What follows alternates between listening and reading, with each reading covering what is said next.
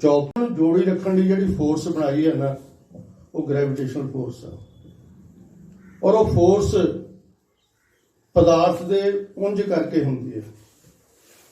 ਉਹਦੇ ਵਿੱਚ ਪੁੰਜ ਭਾਰ ਨਹੀਂ ਹੈ। ਭਾਰ ਤੇ ਪੁੰਜ 'ਚ ਫਰਕ ਆ। 6ਵੀਂ 7ਵੀਂ 'ਚ ਪੜ੍ਹਾਉਣਾ ਹੈ ਨਾ ਬੱਚਿਆਂ ਨੂੰ, ਪੁੰਜ ਤੇ ਭਾਰ 'ਚ ਕੀ ਫਰਕ ਆ। ਜਿਹੜੇ ਉਹਨਾਂ ਦੇ ਮਾਸ ਕਰਕੇ ਫੋਰਸ ਆ ਨਾ, ਉਹਨੂੰ ਅਸੀਂ ਗ੍ਰੈਵਿਟੇਸ਼ਨਲ ਫੋਰਸ ਕਹਿੰਦੇ ਹਾਂ।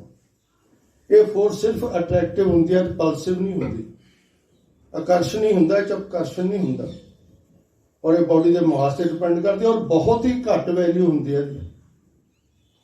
ਜੇ ਅਸੀਂ ਦੋ ਚੀਜ਼ਾਂ ਨਾਲ ਰੱਖਦੇ ਨਾ, ਇਸ ਖਿੱਚੀਆਂ ਜਾਣਗੀਆਂ, ਜਿਵੇਂ ਚੁੰਬਕ ਖਿੱਚੇ ਜਾਂਦੇ ਆ, ਨਹੀਂ ਖਿੱਚੇ ਜਾਂਦੇ।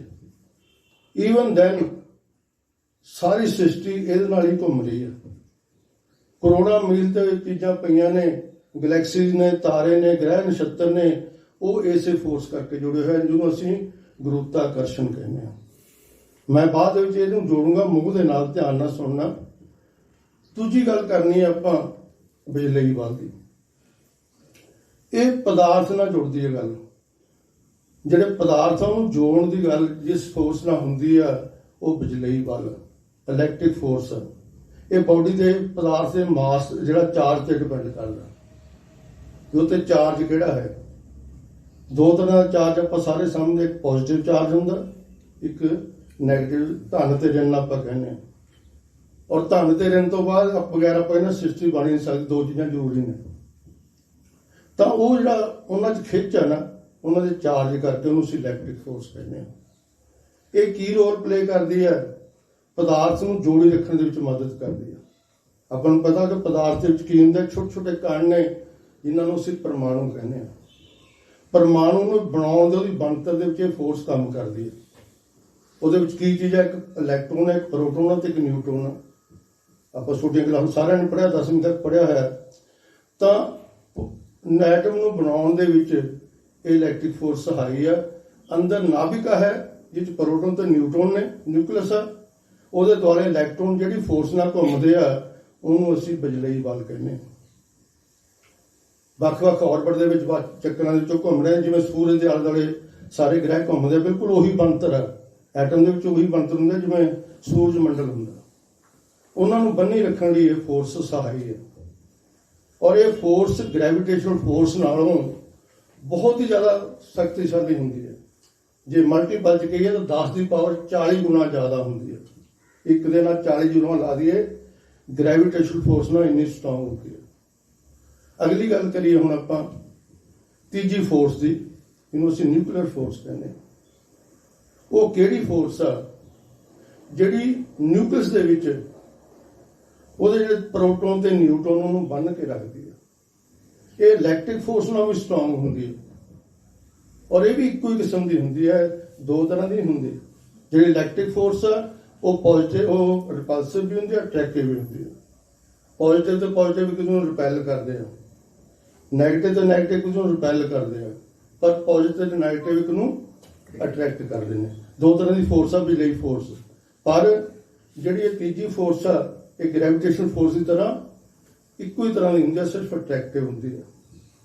ਔਰ ਇਹ ਬਹੁਤ ਹੀ ਸਟਰੋਂਗ ਫੋਰਸ ਹੁੰਦੀ ਹੈ, ਜਿਹੜੇ ਪਰ ਉਹਦੇ ਵਿੱਚ ਨਿਊਕਲੀਅਸ ਦੇ ਵਿੱਚ ਪ੍ਰੋਟੋਨ ਤੇ ਨਿਊਟਰੋਨ ਨੂੰ ਬੰਨ੍ਹ ਕੇ ਰੱਖਦੀ ਹੈ।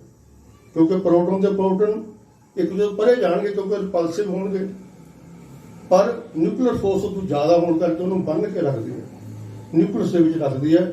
ਇਹ ਫੋਰਸ ਉਦੋਂ ਵੀ ਸ਼ਕਤੀਸ਼ਾਲੀ ਹੈ। ਇਹ ਤਿੰਨੇ ਫੋਰਸ ਜਿਹੜੇ ਆ, ਜਿਹੜੀ ਪਹਿਲੀ ਆਪਾਂ ਕਿਹਾ ਗ੍ਰੈਵਿਟੇਸ਼ਨਲ ਫੋਰਸ, ਦੂਜੀ ਇਲੈਕਟ੍ਰਿਕ ਫੋਰਸ ਤੇ ਤੀਜੀ ਨਿਊਕਲੀਅਰ ਫੋਰਸ ਆ, ਇਹ ਸਾਨੂੰ ਜਿਹੜਾ ਸੰਸਾਰ ਨੂੰ ਬਣਾਉਣ ਦੇ ਵਿੱਚ ਸਹਾਈ ਹੈ। ਸੰਸਾਰ ਇਹਦੇ ਕਰਕੇ ਬਣਦਾ। ਪਹਿਲੀ ਫੋਰਸ ਮੈਂ ਦੱਸਿਆ ਸੀ ਕਿ ਬਾਹਰੀ ਫੋਰਸ ਆ ਜਿਹੜੀ ਚੰਦ ਤਾਰਿਆਂ ਨੂੰ ਜੋੜ ਕੇ ਰੱਖਦੀ ਹੈ। ਦੂਜੀ ਫੋਰਸ ਬਿਜਲਈ ਵਾਲਾ, ਜਿਹੜੀ ਪਦਾਰਥ ਨੂੰ ਜੋੜਨ ਦੇ ਵਿੱਚ ਸਹਾਇਤਾ ਕਰਦੀ ਹੈ। ਔਰ ਤੀਜੀ ਫੋਰਸ ਉਹ ਹੈ ਜਿਹੜੀ ਪਦਾਰਥ ਜਿਹੜਾ ਨਿਊਕਲੀਅਸ ਆ, ਉਹਨੂੰ ਜੋੜਨ 'ਚ ਸਹਾਈ ਕਰਦੀ ਹੈ। ਹੁਣ ਆਈਏ ਆਪਾਂ ਉੱਧਰਲੀ ਗੱਲ, ਇਹਨੂੰ ਇਹਦੇ ਨਾਲ ਰਿਲੇਟ ਕਰਨਾ ਮੈਂ ਉਹਨੂੰ ਸਾਇੰਟੀਫਿਕ ਵੇ ਨਾਲ। ਮੋਹ ਕੀ ਹੈ? ਮੋਹ ਗ੍ਰੈਵਿਟੇਸ਼ਨਲ ਫੋਰਸ ਦੇ ਨਾਲ ਮੈਂ ਅਟੈਚ ਕਰਦਾ। ਪਰਮਾਤਮਾ ਨੇ ਜੋ ਸ੍ਰਿਸ਼ਟੀ ਬਣਾਈ ਹੈ ਨਾ, ਕਿਵੇਂ ਬਣਾਈ ਸ੍ਰਿਸ਼ਟੀ? ਪਰਮਾਤਮਾ ਦੀ ਜਿਹੜੀ ਸ਼ਕਤੀ ਆ, ਉਹਨੂੰ ਅਸੀਂ ਮਾਇਆ ਕਹਿੰਦੇ ਹਾਂ। ਮੋਹ ਮਾਇਆ ਉੱਥੋਂ ਸ਼ਬਦ ਬਣਿਆ। ਔਰ ਮਾਇਆ ਨੂੰ ਅਸੀਂ ਭਗਵਤੀ ਕਹਿੰਦੇ ਹਾਂ, ਸ਼ਕਤੀ ਕਹਿੰਦੇ ਹਾਂ, ਜਿਹਨੂੰ ਅਸੀਂ ਪੂਜਦੇ ਹਾਂ ਨਾ, ਐਜ ਏ ਮਾਤਾ ਕਹਿ ਕੇ ਪੂਜਦੇ ਹਾਂ, ਉਹੀ ਮਾਇਆ। ਗੁਰੂ ਸਾਹਿਬ ਨੇ ਕਿਹਾ ਨਾ, ਏਕਾ ਮਾਈ ਜਗਤ ਵਿਆਹੀ, ਤਿੰਨ ਚੇਲੇ ਪ੍ਰਵਾਨ, ਇੱਕ ਸੰਸਾਰੀ, ਇੱਕ ਭੰਡਾਰੀ, ਇੱਕ ਲਾਏ ਦੀਵਾਨ। ਉਹੀ ਮਾਇਆ ਦੀ ਗੱਲ ਮੈਂ ਕਰ ਰਿਹਾ। ਤਾਂ ਮਾਇਆ ਕਰਕੇ ਇਹ ਜਿਹੜਾ ਮੋਹ ਪੈਦਾ ਹੁੰਦਾ, ਕਿਉਂਕਿ ਪਰਮਾਤਮਾ ਨੇ ਜੋ ਸ੍ਰਿਸ਼ਟੀ ਬਣਾਈ ਹੈ ਨਾ, ਜੀਵ ਪੈਦਾ ਕੀਤੇ ਆ, ਸਾਡੇ ਤੇ ਬੜਾ ਕਰੜਾ ਪਰਚਾ ਪਾਤਾ। ਉਹ ਪਰਚਾ ਕੀ ਸੀ? ਮੋਹ ਮਾਇਆ ਦਾ ਇੱਕ ਜਾਲ ਪਾਤਾ ਸਾਡੇ ਦੇ ਉੱਤੇ, ਵੀ ਦੇਖਾਂ ਕਿਹੜੇ ਕਿਹੜੇ ਪ੍ਰਾਣੀ ਇਸ ਨੂੰ ਤੋੜ ਕੇ ਮੇਰੇ ਕੋਲ ਆ ਸਕਦੇ ਨੇ। ਔਰ ਅਸੀਂ ਤਕਰੀਬਨ ਸਾਰੇ ਚ ਫਸੇ ਰਹਿੰਦੇ ਆ। ਮਾਇਆ ਸਿਰਫ ਪੈਸਾ ਹੀ ਨਹੀਂ ਹੈ, ਧੀਆਂ ਪੁੱਤਾਂ ਜਿੰਨੇ ਵੀ ਪਦਾਰਥ ਨੇ ਸਾਡੇ ਆਲੇ ਦੁਆਲੇ, ਉਹਦੇ ਨਾਲ ਜਿਹੜਾ ਸਾਡਾ ਜੋੜ ਆ ਨਾ, ਬੰਧਨ, ਨੂੰ ਅਸੀਂ ਮੋਹ ਕਹਿੰਦੇ ਹਾਂ। ਔਰ ਉਹਦੇ ਵਿੱਚੋਂ ਕਿਹੜਾ ਨਿੱਤਰ ਕੇ ਆਉਂਦਾ, ਪਰਮਾਤਮਾ 'ਚ ਕਿਹੜਾ ਜਾ ਕੇ ਜੁੜਦਾ, ਉਹ ਡਿਪੈਂਡ ਕਰਦਾ ਕਿ ਅਸੀਂ ਮੋਹ ਤੋਂ ਕਿੰਨਾ, ਅੰਦਰੋਂ ਜਿਨਕਾ ਮੋਹ ਟੁੱਟਾ, ਆਨੰਦ ਸਾਹਿਬ 'ਚ ਆਉਂਦਾ ਨਾ, ਉਹ ਅੱਗੇ ਜਾ ਸਕਦਾ। ਅਸੀਂ ਮੋਹ ਨੂੰ ਤੋੜਨਾ। ਦੂਜੀ ਗੱਲ ਆਉਂਦੀ ਆ ਹੁਣ, ਜਿਹੜੀ ਮੈਂ ਕਹੀ ਸੀ ਬਿਜਲਈ ਵੱਲ, ਇਧਰਲੇ ਪਾਸੇ ਉਹਦੇ ਕੀ ਪੈਰਲ ਆਏਗਾ? ਪਿਆਰ। ਹੁਣ ਪਿਆਰ ਕੀ ਆ? ਮੋਹ ਤੇ ਪਿਆਰ ਥੋੜਾ ਜਿਹਾ ਫਰਕ ਹੈ। ਨਿਰਜੀਵ ਤੇ ਜੀਵ ਨੂੰ, ਪਦਾਰਥ ਸਾਰੇ ਚੀਜ਼ਾਂ ਨੂੰ ਅਸੀਂ ਕਰਦੇ ਹਾਂ, ਮੋਹ ਜਾਲ ਹੈ। ਤੇ ਜੋ ਜੀਵਾਂ ਦਾ ਜੀਵਾਂ ਨਾਲ ਪਿਆਰ ਹੁੰਦਾ ਨਾ, ਸਨੇਹ ਹੁੰਦਾ, ਉਹਨੂੰ ਅਸੀਂ ਪਿਆਰ ਸ਼ਬਦ ਨਾਲ ਕਹਿੰਦੇ ਹਾਂ। ਉਹ ਬਿਜਲਈ ਵੱਲ ਦੀ ਤਰ੍ਹਾਂ ਕੰਮ ਕਰਦਾ ਹੈ।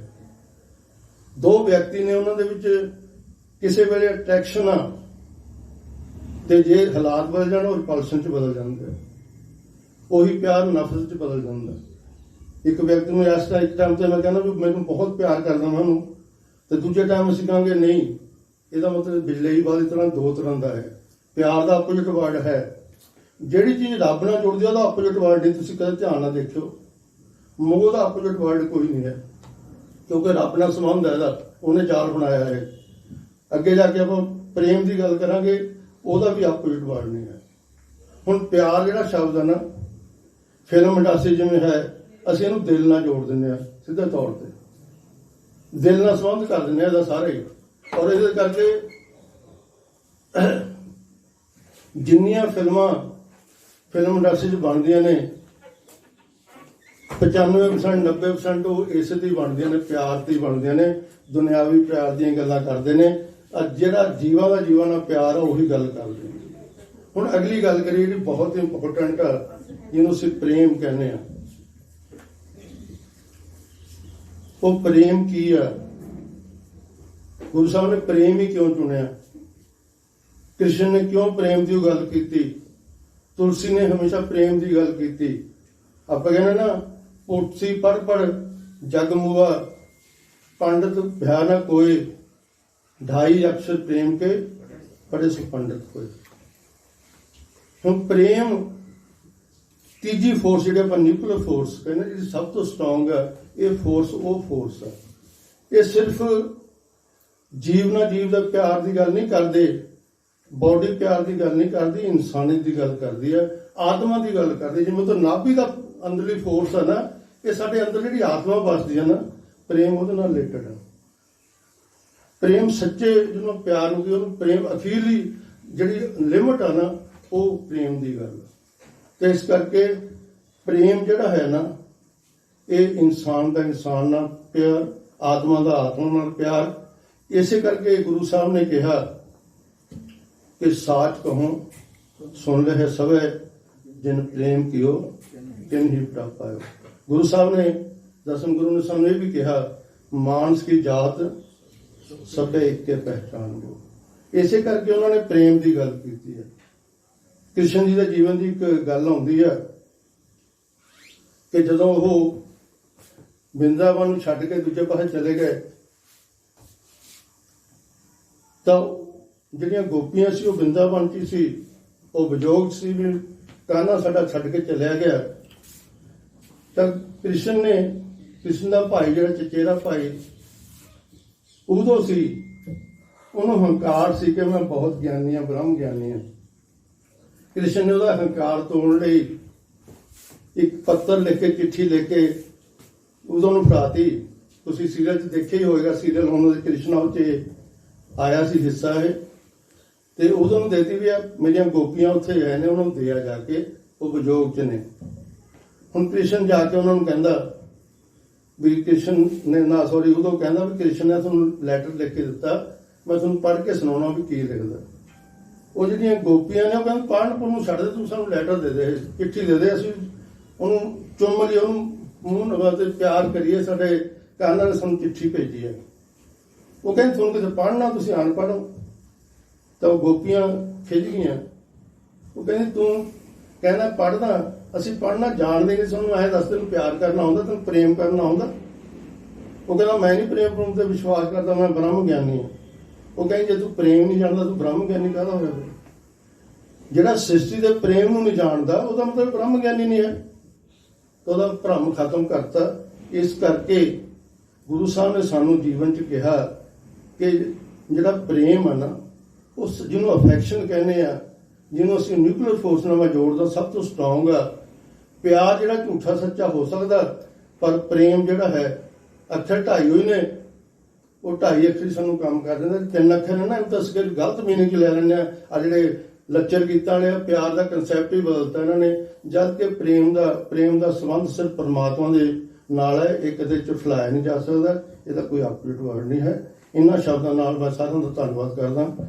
ਵੈਰੀ ਖਾਲਸਾ।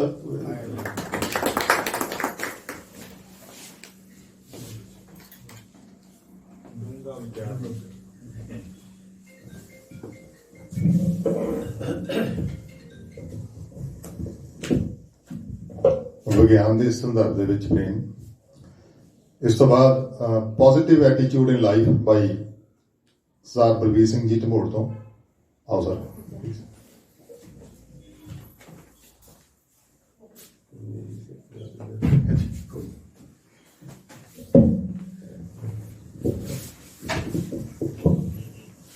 परम सत्कारयोग चढ़ती कला मंच ਦੇ ਸਰਪ੍ਰਸਤ प्रधान साहब गिल साहब और सारे ही सत्कारयोग मैंबर साहबान, मेरे वालों आप सब जी नूं प्यार भरी सत श्री अकाल जी। सो अज दा ये जिहड़ा दिन आ अपने लिए ज्यादा वधिया, क्योंकि अज असीं सर कोलों कुछ वो गहराइयां दे विच अपने आप नूं लैके गए आ, क्योंकि एक बड़ा समुंदर ने जिन्हां तो असीं जो मर्जी हासिल कर सकते हैं। सो मेरा टॉपिक शुरू करन तो पहला मैं अज दे जिन्ने भी जिहड़े इस मंथ दे विच अपना बर्थडे मना रहे ने, सो सारिआं नूं बहुत बहुत बधाइयां जी मेरे वल्लों ते चढ़दी कला मंच वल्लों। सो सारे आपां जाणदे हां जी कि ये जिहड़ा अपने लिए पॉजिटिव पक्ष आउंदा कि चढ़दी कला मंच दे विच बहुत सारे सूझवान ते बहुत ज्यादा ज्ञान रखने वाले पर्सन जिन्हां दी आपां संगत करते रहने आ। सो टॉपिक आ जी साडा जिहड़ा दृष्टिकोण आ वो पॉजिटिव होना चाहिए, और उस दे नाल असीं बहुत कुछ हैगा जिहड़ा अपने जीवन दे विच हासिल कर सकते हैं। सो गल शुरू करा कि एक तुसीं सारिआं ने सुनिया भी होगा कि इंसान दे अंदर एक पावर काम करदी आ, आपां नूं परमात्मा दा रूप भी दिंदे आ, आपां नूं अपनी एनर्जी भी कहने आ, पर वो चीज़ सातों काम करवाउंदी आ जो भी असीं करना चाहुंदे आ। हुण एक बकरिंदा अपने गुहारे वेच रहा, वो गुहारे वेचदा तां एक छोटा जिहा बच्चा उहनूं पुछदा कि जी जिहड़ा ये काले रंग दा गुहारा कि ये भी हवा दे विच इसे तरह उड़ू? तां वो गुहारे वेचण वाला ये गल उहनूं समझाउंदा कि इस चीज दे नाल फर्क नहीं पैंदा कि गुहारे दा रंग काला लाल पीला जो भी आ, पर उहदे अंदर की आ उचाइयां ते जां उहनूं उडाउण दे विच जिहड़ी उहदी सपोर्ट आ वो की आ, वो हैगी जी हवा। सो इस तरह साडे विच भी किसी पर्सन दे विच ये मैंने नहीं रखदा कोई उच्चे घराणे तो आ कोई नीवें घराणे तो आ, कोई जाति दे विच उच्चा कोई नीवा, कोई पर्सन किसी भी जगह ते जन्म लै रहा वो उहदे बस विच नहीं, वो परमात्मा दे बस विच आ। पर उस जगह ते जन्म लैके अपने आप नूं वो डिवेलप करके जानकारी लैके समाज दी चंगे पर्सनां दे नाल अपना लिंक बना के ਉਹ ਆਪਣੇ ਆਪ ਨੂੰ ਕਿਸੇ ਵੀ ਸਥਾਨ ਤੇ ਲਿਜਾ ਸਕਦਾ। ਗਰੀਬੀ ਦੇ ਵਿੱਚ ਜਨਮ ਲਿਆ, ਉਹ ਕਿਸੇ ਵੀ ਪਰਸਨ ਦੇ ਆਪਣੇ ਬਸ ਵਿੱਚ ਨਹੀਂ, ਪਰ ਉਸੇ ਗਰੀਬੀ ਦੇ ਵਿੱਚ ਅਗਰ ਉਹ ਜ਼ਿੰਦਗੀ ਕੱਟ ਕੇ ਆਪਣੀ ਜ਼ਿੰਦਗੀ ਨੂੰ, ਆਪਣੇ ਪਰਿਵਾਰ ਨੂੰ ਉਸੇ ਤਰ੍ਹਾਂ ਦੀਆਂ ਮੁਸ਼ਕਲਾਂ ਦੇ ਵਿੱਚ ਰੱਖ ਕੇ ਆਪਣਾ ਜੀਵਨ ਆ ਜਿਹੜਾ ਲੰਘਾ ਚੁੱਕਿਆ, ਪਰ ਮੈਂ ਸਮਝਦਾ ਉਹ ਕੋਈ ਜ਼ਿਆਦਾ ਵਧੀਆ ਗੱਲ ਨਹੀਂ। ਜੇ ਇਨਸਾਨ ਚਾਹੇ ਤਾਂ ਉਹ ਕੁਝ ਵੀ ਹਾਸਲ ਕਰ ਸਕਦਾ ਹੈ। ਮੈਂ ਛੋਟੀ ਜਿਹੀ ਗੱਲ ਦੱਸਣੀ ਚਾਹੁੰਦਾ। ਕਿਸੇ ਦੋਸਤ ਨੇ ਆਪਣੇ ਆਪ ਨੂੰ ਨੈਗੇਟਿਵ ਕਰ ਲਿਆ, ਕਿਉਂਕਿ ਐਟੀਟਿਊਡ ਜਾਂ ਜੇ ਆਪਾਂ ਕਹਦੇ ਪੋਜ਼ਿਟਿਵ ਪੱਖ ਸਾਡਾ ਕਿੱਥੋਂ ਸਹਿਯੋਗ ਕਰਦਾ। ਉਹ ਦੋਸਤ ਨੇ ਆਪਣੇ ਆਪ ਨੂੰ ਮਹਿਸੂਸ ਕਰ ਲਿਆ ਕਿ ਸ਼ਾਇਦ ਮੈਂ ਜ਼ਿੰਦਗੀ 'ਚ ਕੁਝ ਨਹੀਂ ਕਰ ਸਕਦਾ, ਪਰ ਉਹਨੇ ਮਨ ਬਣਾ ਲਿਆ ਵੀ ਮੈਂ ਕਿਸੇ ਦੋਸਤ ਦੀ ਮਦਦ ਲਵਾਂ। ਤਾਂ ਉਹਦੇ ਕੋਲ ਗਿਆ ਕਿ ਮੇਰੀ ਜੀ ਕੋਈ ਫਾਈਨੈਂਸ਼ੀਅਲੀ ਮਦਦ ਕਰ ਦਿਓ, ਮੈਂ ਆਪਣੇ ਆਪ ਆਪਣੇ ਕਾਰੋਬਾਰ ਤੋਂ ਜਾਂ ਕਿਸੇ ਚੀਜ਼ ਤੋਂ ਡਿੱਗ ਚੁੱਕਿਆ। ਤਾਂ ਉਹ ਕਹਿੰਦਾ ਵੀ ਨਹੀਂ, ਤੇਰੇ ਕੋਲ ਤਾਂ ਇਹ ਬਹੁਤ ਵੱਡਾ ਖਜ਼ਾਨਾ। ਇਹ ਗੱਲ ਮੈਂ ਤਾਂ ਸਾਂਝੀ ਕਰਦਾ, ਪਿਛਲਾ 8 ਮਹੀਨਿਆਂ ਦਾ ਲਾਕਡਾਊਨ ਦਾ ਸਮਾਂ ਆਪਾਂ ਸਾਰਿਆਂ ਨੇ ਹੰਢਾਇਆ। ਮੈਂ ਇੱਕ ਦੁਕਾਨਦਾਰ ਹਾਂ, ਮੈਨੂੰ ਪਤਾ ਵੀ ਮੈਨੂੰ ਵੀ ਕੁਝ ਮੁਸ਼ਕਲਾਂ ਆਈਆਂ ਨੇ, ਪਰ ਉਹਨਾਂ ਮੁਸ਼ਕਲਾਂ 'ਚੋਂ ਬਹੁਤ ਕੁਝ ਸਿੱਖਣ ਨੂੰ ਵੀ ਮਿਲਿਆ, ਜੋ ਕਿ ਅੱਜ ਕੰਮ ਵੀ ਆ ਰਿਹਾ। ਤਾਂ ਉਹ ਕਹਿੰਦਾ ਵੀ ਤੇਰੇ ਕੋਲ ਤਾਂ ਆਪਣੇ ਕੋਲ ਹਲੇ ਤੇਰੀ ਬਹੁਤ ਵੱਡੀ ਫੈਕਟਰੀ ਆ, ਤੂੰ ਆਪਣੇ ਆਪ ਨੂੰ ਨਿਕੰਮਾ ਕਿਵੇਂ ਕਹਿ ਰਿਹਾ? ਉਹ ਕਹਿੰਦਾ ਨਹੀਂ ਜੀ, ਮੈਂ ਕੁਝ ਨਹੀਂ ਕਰ ਸਕਦਾ, ਮੈਂ ਬਿਲਕੁਲ ਟੁੱਟ ਚੁੱਕਿਆ, ਮੇਰੇ ਕੋਲ ਕੁਝ ਨਹੀਂ ਹੈਗਾ। ਉਹ ਕਹਿੰਦਾ ਲੈ ਦੋਸਤ ਕੀ ਚਾਹੀਦਾ? ਕਹਿੰਦਾ ਬਸ ਜੀ ਮੇਰੀ ਕੋਈ ਵੀ ਮਦਦ ਕਰ ਦੋ। ਕਹਿੰਦਾ ਵੀ ਤੇਰੇ ਕੋਲ ਇੱਕ ਇਸ ਟਾਈਮ ਵੀ ਖਜ਼ਾਨਾ, ਪਰ ਮੈਨੂੰ ਉਹਦਾ ਹਿੱਸਾ ਦੇ ਦੇ। ਉਹਨੇ ਮੰਗਣ ਲੱਗਿਆ ਤੇ ਕੀ ਦਿੱਤਾ? ਕਹਿੰਦਾ ਸਿਰਫ ਆਪਣੀ ਉਂਗਲ ਰੱਖ ਤੇ ਇਹਨੂੰ ਕੱਟ ਦੇ, ਤੂੰ ਜੋ ਮੰਗੇਗਾ ਮੈਂ ਤੈਨੂੰ ਦੇ ਦੂੰ। ਉਹਨੇ ਹੱਥ ਪਿੱਛੇ ਖਿੱਚ ਲਿਆ। ਸਾਹਮਣੇ ਵਾਲੇ ਦਾ ਸਿਰਫ ਮਕਸਦ ਉਹਨੂੰ ਇੱਕ ਟਾਂਚ ਕਰਨਾ ਸੀ ਕਿ ਇਸ ਟਾਈਮ ਵੀ ਤੇਰੇ ਕੋਲ ਹੈ, ਕਿ ਜਦੋਂ ਤੈਨੂੰ ਤੰਦਰੁਸਤ ਸਰੀਰ ਆ, ਤੇਰੇ ਕੋਲ ਤੰਦਰੁਸਤ ਮਨ ਆ, ਤੇਰੇ ਕੋਲ ਤੰਦਰੁਸਤ ਦਿਮਾਗ ਆ, ਤਾਂ ਤੂੰ ਕੁਝ ਵੀ ਕਰ ਸਕਦਾ। ਸੋ ਤੁਸੀਂ ਸਾਰੇ ਸਤਿਕਾਰਯੋਗ ਹੋ, ਇਸ ਗੱਲ ਨੂੰ ਸਮਝਦੇ ਆਪਾਂ ਸਾਰੇ। ਸਰ ਜੀ ਨੇ ਜਿਹੜੀ ਗੱਲ ਰੱਖੀ ਆ ਪ੍ਰੇਮ ਦੀ, ਅਗਰ ਅਸੀਂ ਇੱਕ ਫਲਸਫਾ ਇਹੀ ਲੈ ਕੇ ਚੱਲ ਲਈਏ ਕਿ ਸਾਡੇ ਲਈ ਕੋਈ ਆਪਣਾ ਨਹੀਂ, ਕੋਈ ਬਗਾਨਾ ਨਹੀਂ, ਸਾਡੇ ਲਈ ਸਾਰੇ ਸਮਾਨ ਨੇ, ਅਸੀਂ ਪ੍ਰੇਮ ਤੇ ਪਿਆਰ ਨਾਲ ਰਹਿਣਾ ਸਮਾਜ ਦੇ ਵਿੱਚ, ਸਮਾਜ ਦੇ ਵਿੱਚੋਂ ਸਾਨੂੰ ਬਹੁਤ ਕੁਝ ਮਿਲਦਾ। ਸਿਰਫ ਸਾਡੀ ਸੋਚ ਨਿਰਭਰ ਕਰਦੀ ਹੈ ਇਸ ਗੱਲ ਤੇ ਕਿ ਅਸੀਂ ਲੈਣਾ ਕੀ ਚਾਹੁੰਦੇ ਹਾਂ। ਅਗਰ ਅਸੀਂ ਨੈਗੇਟਿਵਿਟੀ ਭਾਲਾਂਗੇ ਤਾਂ ਸਾਨੂੰ ਬਹੁਤ ਸਾਰੀ ਮਿਲ ਜੂਗੀ ਜੀ, ਬਹੁਤ ਸਾਰੇ। ਅੱਜ ਦੀ ਗੱਲ ਲੈ ਲਓ, ਹੁਣ ਸਾਡੇ ਨਾਲ ਥੋੜੀ ਚਿਰ ਪਹਿਲਾਂ ਇੱਕ ਵਾਪਰਿਆ ਕਿ ਅੱਜ ਆਪਣਾ 12 ਤੋਂ 3 ਤੱਕ ਦਾ ਸਮਾਂ ਸੀਗਾ ਜੀ, ਪਰ ਅਸੀਂ ਕਿਤੇ ਨਾ ਕਿਤੇ ਮਨਾ ਕਰ ਗਏ ਸੀ। ਪਰ ਸਰ ਦਾ ਫੋਨ ਗਿਆ, ਪੋਜ਼ਿਟਿਵਿਟੀ ਆਈ, ਸਰ ਨੇ ਮੈਨੂੰ ਫੋਨ ਕਰਤਾ, ਬਲਵੀਰ ਚੱਲ ਚੱਲੀਏ, ਚਲੋ ਜੀ ਚੱਲੀਏ। ਬਣ ਗਿਆ ਮਨ, ਸੋਚ ਬਣ ਗਈ, ਆ ਗਏ, ਤੁਹਾਡੇ ਸਾਰਿਆਂ ਦੇ ਦਰਸ਼ਨ ਕਰ ਲਏ। ਸੋ ਸਾਰਿਆਂ ਦਾ ਬਹੁਤ ਬਹੁਤ ਧੰਨਵਾਦ ਜੀ।